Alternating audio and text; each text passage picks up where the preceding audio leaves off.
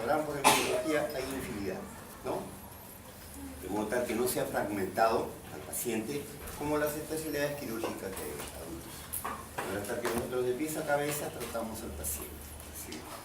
Patología del tracto digestivo, urinario, respiratorio, cardiovascular, malformaciones de partes blandas, etc, etc, etc.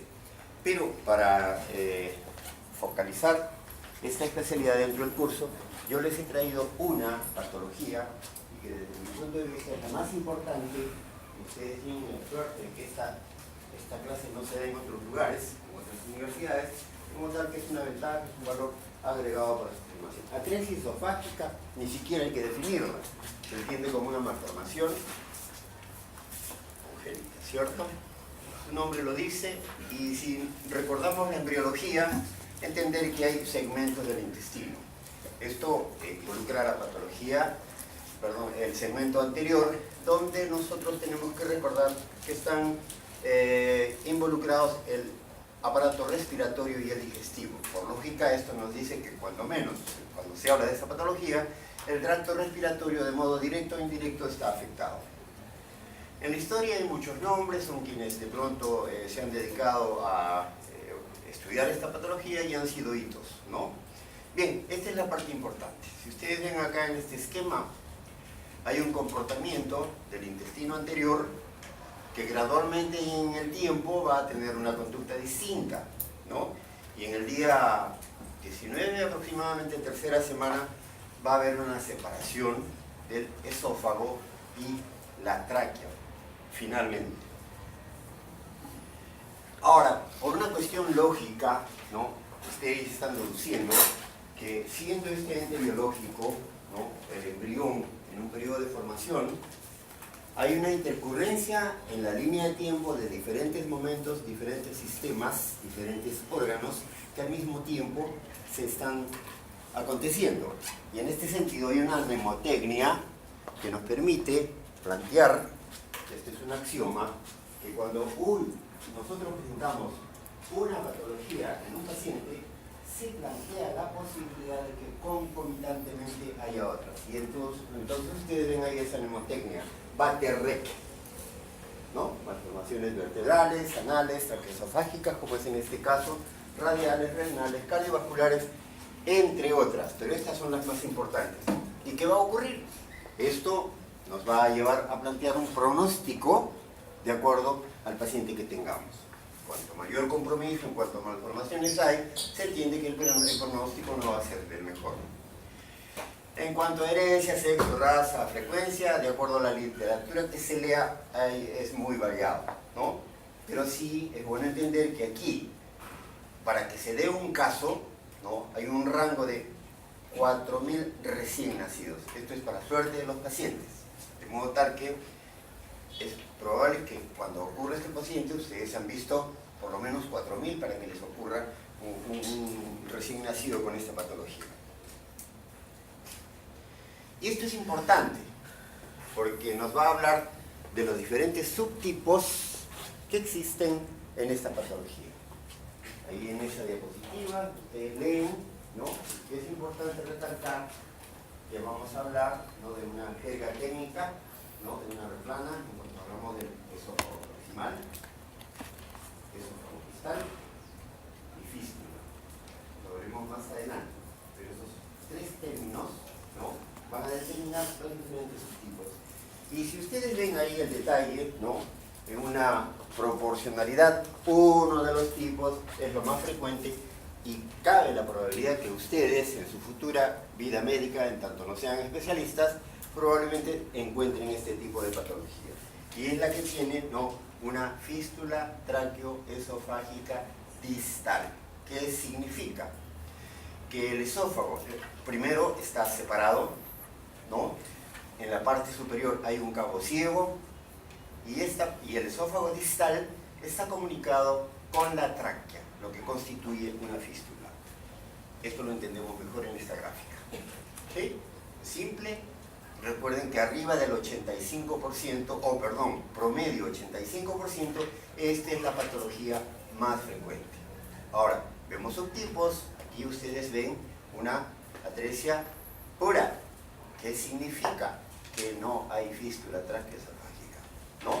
Y la proporcionalidad es menor, es menor. Vean ustedes, aquí no hay atresia, sin embargo hay una comunicación. Ahora, es importante que para el resto de su vida profesional ustedes recuerden esa patología, porque esta entidad puntualmente es de un diagnóstico fino. ¿Se les ocurre por qué? Porque ¿cuál es la dificultad de un paciente que tiene una atresia esofágica? ¿Están ahí? ¿Están ahí? ¿Hola? ¿Son orografías o...? A ver, digan si estamos acá. Ya, pues contesten. ¿Por qué o cuál es la dificultad de un paciente que tiene atresia esofágica? No puede deglutir, pues no, pero aquí sí puede deglutir. Entonces, si se dan cuenta ustedes, no va a haber traducción clínica temprana. ¿Cuál será la futura traducción clínica? Si existe una comunicación de la vía digestiva en su porción superior con la vía renal, probablemente cuadros respiratorios que pueden, bueno, desencadenar en condensaciones u otras entidades, pero fundamentalmente algo ocurre con la deglución. Estos pacientes generalmente son confundidos con asmáticos. Miren la importancia.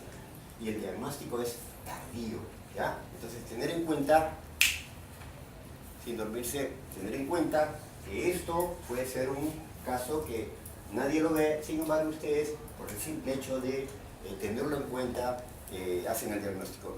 Como una anécdota, ustedes deben haber llevado medicina tropical, ¿sí? ¿No? Algún día van a llevar, espero. Hay una entidad, producto de un hongo, ¿sí?, que se adquiere puntualmente en lo que se conoce la cueva de las lechuzas. ¿Alguien ha escuchado de eso? Bueno, ya escucharán. Lo importante es que recuerden la anécdota que tiene que ver con lo que estoy intentando dejarles a ustedes. Es un paciente que tiene todo el cuadro clínico de una tuberculosis y muchas veces es tratado como una tuberculosis, ¿no? Y que incluso es drogoresistente. Pero ¿qué pasa? Nosotros sabemos que el 50% del diagnóstico es sobre la base de ¿qué? Cuando ustedes médicos van a realizar el acto médico, ¿qué es lo primero que hacen? La anamnesis, pues, una anamnesis bien hecha prácticamente a ustedes no va a conducir al diagnóstico. Es el 50% del diagnóstico. En este caso, que les cuento, no se había hecho un interrogatorio, ¿no? Y por suerte me llega a mí. Yo soy médico recién recibido, también fresquecito, con toda la nube de conceptos ahí, conversando. Le digo, perdona, ¿tú has estado en la cueva de las lechuzas? Sí. Que te hagan, mira, un dosaje de esto. ¿Va? Bingo. Entonces, ¿a dónde voy yo? Si ustedes, cuando vean niños en su momento, vean pacientes con cuadros repetitivos, sobre todo neumonías o asmas, ¿no? Tipo asma, la probabilidad es que ese paciente pueda tener una fístula traqueosofágica pura, ¿ya? Diagnóstico desapercibido y diagnóstico fino. Bingo para ustedes si es que acierto. Vean ustedes, acá hay una comunicación superior. Significa que es lo inverso de lo que es común. Y en este caso no llega al 1%. Es una fístula traqueosofágica, ¿de qué tipo? Superior. Bien. Y acá miren ustedes, hay una variante que es menos del 1%, donde hay una doble fístula. Entonces, ¿qué recordar de lo anterior, de todo lo que hemos visto? ¿Cuál es la entidad o el subtipo más frecuente?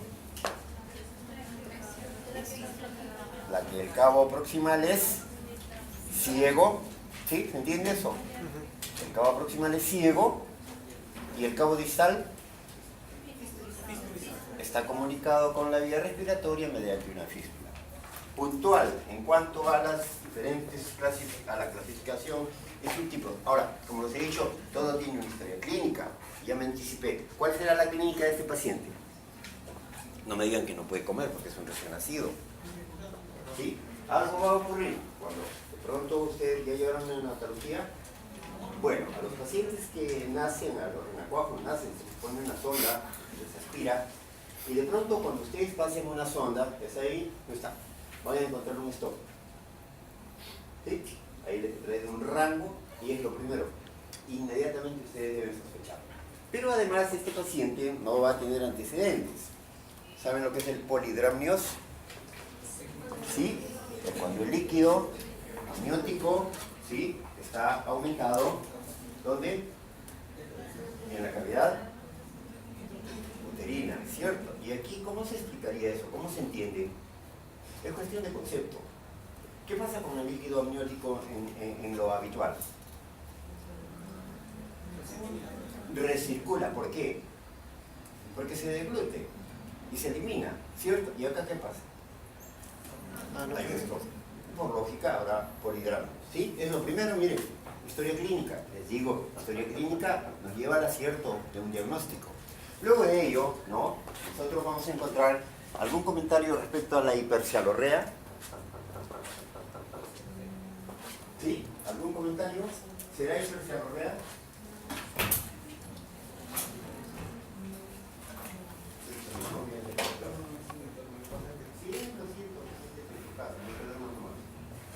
Bien, entonces, ¿algún comentario respecto a hipercialorrea? ¿Será cierto eso? Digo, no, porque recuerden ustedes, ya les he hablado mucho del por qué. ¿Por qué? No hay aumento de saliva, sin embargo ustedes en los textos van a leer hipercialorrea, lo cual es falso, ¿sí? La producción de saliva es la de siempre, lo que pasa es que no se puede deglutir, bueno, pero es un signo más de dificultad para deglutir la saliva, y además estos pacientes traen un componente de inmadurez diglótica que puede empeorar el cuadro, y por qué no, a futuro, estos pacientes van a presentar lo que se llama enfermedad de reflujo gástrico, ¿ya? Esto lo veremos más adelante cuando hacemos el seguimiento de estos pacientes. Acá un poco para entender cuál es la complicación menos esperable y que ustedes ya están suponiendo, ¿sí? ¿Qué puede ocurrir? Tendría que pasar directo al estómago, ¿se va a dónde? Se va a la vía respiratoria. Pero ¿cómo se entiende esto? Vean ustedes, leanlo. El pasaje del aire por la tráquea, del aire al estómago, ¿por dónde? Por la fístula. Entonces va a haber contenido gástrico, y ese contenido gástrico, así como va para abajo, puede retroceder, más aún si hay una incompetencia, hemos hablado, ¿cierto? ¿Y esto qué generaría? ¿Una neumonía? ¿Sí? ¿De acuerdo? No, pues. ¿Qué es? A ver, digan neumonitis. ¿Por qué? ¿Ah? No entiendo nada. ¿Por qué? ¿Cuál es la diferencia entre una neumonía y una neumonitis?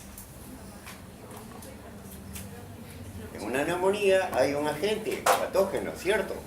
Y en una neumonitis hay una inflamación. O sea, probablemente acá pueden haber los dos componentes, ¿cierto? Pero básicamente es una neumonitis, que es lo que agrava el cuadro clínico y, como vuelvo a repetir, empeora el pronóstico. Entonces, de pronto, acá, cuando hablamos de pronóstico en este tipo de pacientes, tenemos que tener en cuenta, uno, el tipo de malformación añadida que presenta, y segundo, la complicación, ¿no?, que pudiese estar, y es la neumonitis. Entonces, acá en esta gráfica ustedes ven un poco más para entender qué es lo que ocurre. No hay una neumonía pura, sino una neumonitis, ¿sí? Bien, el diagnóstico ya hemos dicho es sobre la base de la historia clínica, madurez, polidramnios, el exceso de saliva, no se puede pasar. Y es ahí donde nosotros, ¿no?, pasamos una sonda orogástrica, y de acuerdo a un rango promedio que vamos a encontrar un stop, es entre los 9 a 13 centímetros de la arcada dentaria. ¿Tienen dientes estos? ¿Tienen dientes estos neonatos? Sí, solo que aún no salen. Ya. Ayuda diagnóstica. ¿Creen ustedes que una radiografía simple podrá ayudarnos a hacer el diagnóstico? Digan sí, por favor. A ver, quiero escucharlos. Con ganas, pues, juventud. ¿Cómo? ¿Sí? Eso me gusta, por ejemplo.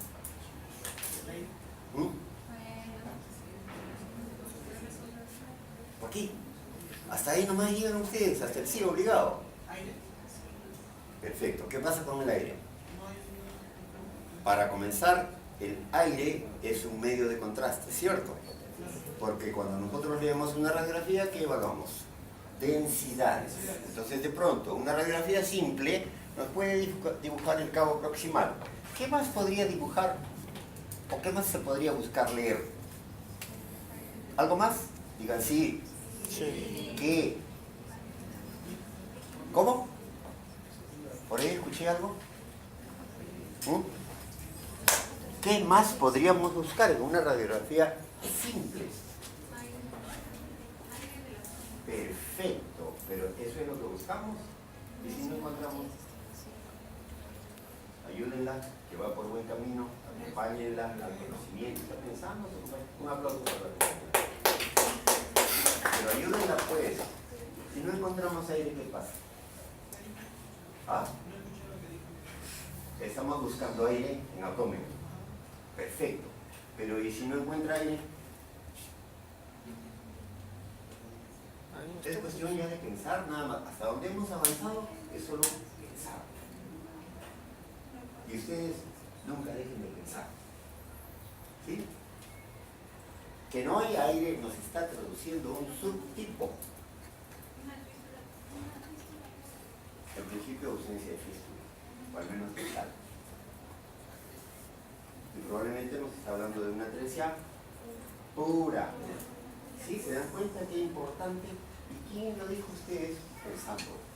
¿Sí? Pero no se queden ahí. ¿Podríamos buscar algo más? Digan, sí. ¿Qué? En una radiografía simple. ¿Eh? ¿Recuerdan la mnemotecnia? Que eso no les quedó como un mensaje. Ah, qué interesante. Entonces, ¿qué podríamos buscar? De pronto, malformaciones de tipo óseo. Entonces, a estos chiquitines se les toma habitualmente una radiografía de todo el cuerpo. ¿Ya? En este caso, miren ustedes, como les decía, se está usando, si bien es cierto, acá hay una sonda, ¿no? Pero ustedes con muy buena intención pueden ver también que acá hay una diferencia de densidades en cuanto al aire.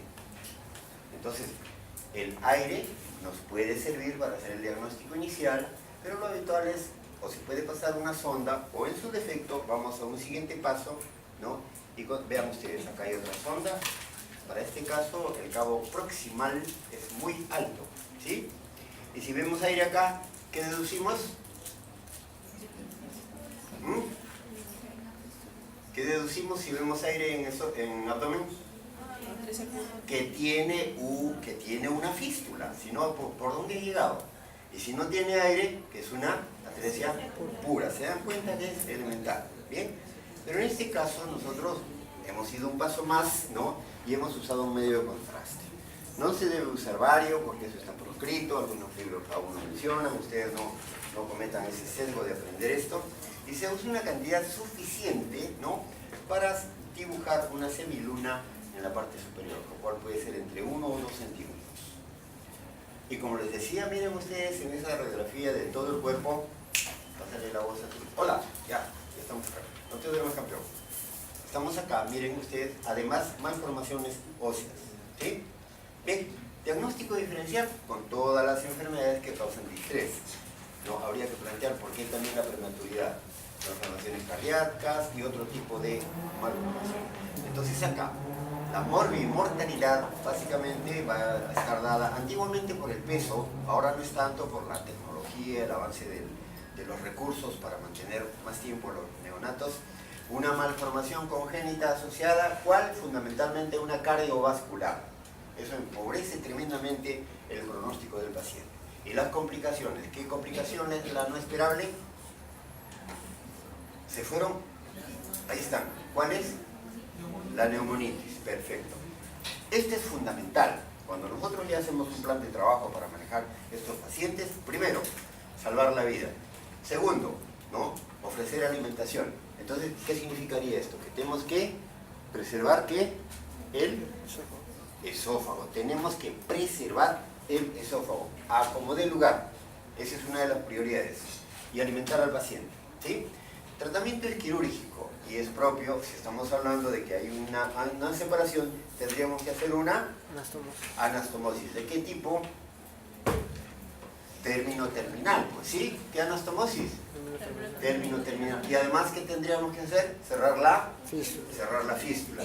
La gastrostomía se plantea por cualquier eventualidad que nosotros no podamos alimentar al paciente. Y sería una gastrostomía de tipo... Ya nadie dice alimenticio, ¿no? Alimentario. Y si dice alimenticio es porque piensa comer gastrostomía, se los recuerdo, ¿sí? Es alimentaria, ¿no? Luego en el manejo vamos a dejar un drenaje. A ver, ustedes han hecho cirugía, están terminando cirugía, y en este tipo de patología, ¿para qué dejaría un dren torácico? Para evitar una infección. No, pero... Ya es cuestión de que siga. ¿Cuánto es 1 más 1? Así es. A este punto ya saben sumar. Ya ustedes piensan, excelente, ¿para qué dejaría un dren torácico? ¿Ya saben para qué se deja drenes? Sí. ¿Sí? Ya, pues, entonces, ¿cuál es la respuesta? Por la posibilidad de... Infección. Más fuerte, sin miedo, enfóquense. ¿Cuál es el problema? Lo importante es que piensen. ¿De qué? Ya, no.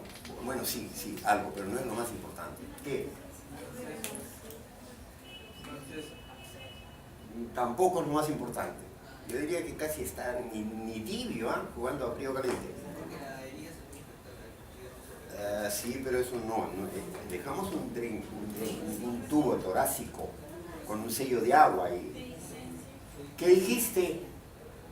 Algo con D, escuché. La dehiscencia es lo que no se espera. ¿Qué va a ocurrir si hay dehiscencia? Todo el contenido de la saliva, ¿sí?, va a encharcar el tórax. Entonces, por ese motivo dejamos un dren torácico. ¿Sí? ¿Está claro eso? Bien. Y la complicación, ¿no?, que podría darse, pues, primero, es la dehiscencia. Una esofagostomía, ¿se les ocurre por qué podría ocurrir en estos pacientes? Si nosotros hemos dicho que una de las prioridades es preservar el esófago, pero si yo ya lo estoy llevando a cuello, ¿qué significa? Esa es una respuesta brillante, que probablemente no voy a poder hacer la anastomosis término-terminal. Y ante eso nos vamos a plantear probablemente un modo quirúrgico alternativo, que podría ser ¿qué? ¿Una qué? Ya hemos hecho la esofagostomía, pero ahora se va a quedar así toda la vida el paciente. ¿Qué le vamos a hacer? Tenemos que alimentarlo, pues, ¿no? Pero ¿cómo lo alimentamos? Por la gastrostomía, tampoco, pues no puede estar toda su vida. Tenemos que hacer una víscera sustituta, ¿sí? Que podría ser ¿qué? Lo veremos más adelante, ¿ya? Bien, entonces, básicamente, tener en cuenta que hay unos aspectos que nos van a hablar sobre todo del pronóstico de este tipo de pacientes. Y la distancia de cabos esofágicos es un reto, porque eso nos va a tener a nosotros que hacer un plan probablemente de modos de poder, en principio, acercar los cabos para